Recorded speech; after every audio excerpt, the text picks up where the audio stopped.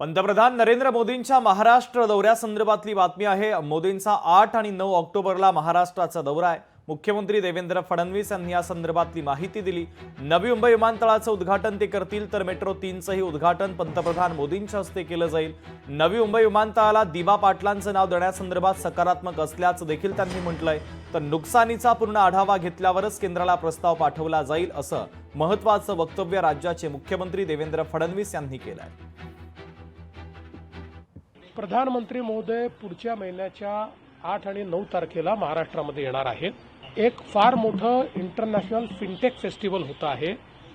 या फिनटेक फेस्टिवलमध्ये जगभरातले जे फिनटेकमधले लोक आहेत ते येणार आहेत आणि त्यामध्ये आपल्या देशाचे माननीय प्रधानमंत्री आणि ब्रिटनचे प्रधानमंत्री असे दोघेही येत आहेत। महाराष्ट्र आता हळूहळू फिनटेकची राजधानी बनायला लागलेलं आहे।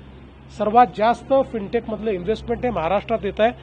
त्यामुळे महाराष्ट्राकरता हे जे फिनटेक फेस्टिवल आहे हे अत्यंत महत्त्वाचं अशा प्रकारचं फेस्टिवल आहे आणि त्यामध्ये ते येत आहेत।